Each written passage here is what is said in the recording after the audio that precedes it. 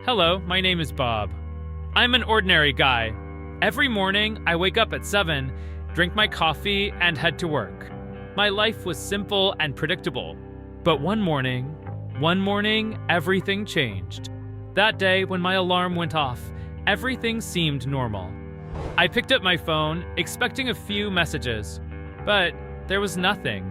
Strange. My mom always sent me a "Good morning, son" message. Today, there was nothing. Feeling uneasy, I made breakfast, stepped outside, and started walking to work. When I reached the office, the security guard at the door gave me a sharp look. "Excuse me, sir, what are you doing here?" he asked. Bob. I work here, in the accounting department." The man laughed. "I'm sorry, sir, but no one by that name works here. This had to be a joke." I walked straight to my office, but the room, it wasn't my office. Another man was sitting there, working on a computer. "Hey, what are you doing here?" "This is my desk," I said. The man looked up at me and replied, "Who are you? What are you doing here? This must be some cruel joke." I immediately called my friend Mike.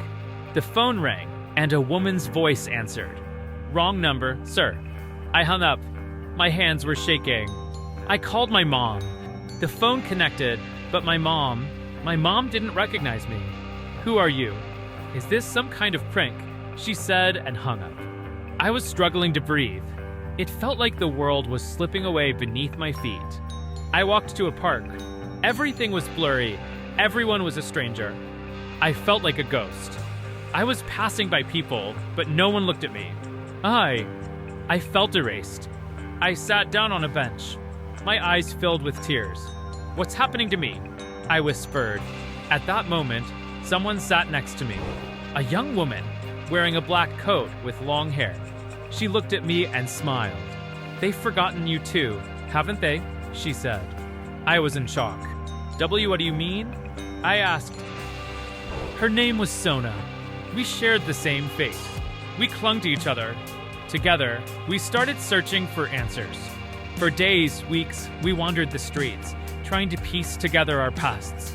Then we realized something. Both of us had been in a car accident a week ago, at the same intersection, at the same time. We went there.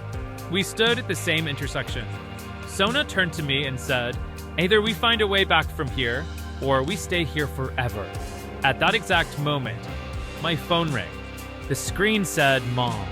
With trembling hands, I answered. "Bob, son, can you hear us? Please wake up. We miss you so much." There was a short silence. Sona looked at me and smiled. "Bob, you have to go. You still have a chance." Tears welled up in my eyes. I squeezed Sona's hand and closed my eyes. When I opened them, I was in a bright white room. I was lying in a hospital bed. My mom and dad were crying by my side. Nurses were rushing around. My mom hugged me tightly and said, "Son, we thought we lost you." But Sona wasn't there. Her fate was different. Maybe she was still there. Maybe she had said goodbye to me in that world. That day, I realized the value of life. Now, I live every day to the fullest. I love people more, I smile more, because I know that one morning, everything can change. Let this story remind you, don't delay hugging your loved ones. Don't postpone showing them your love, because one day, it might be too late. If this story touched your heart, please don't forget to like the video and subscribe. See you in the next story.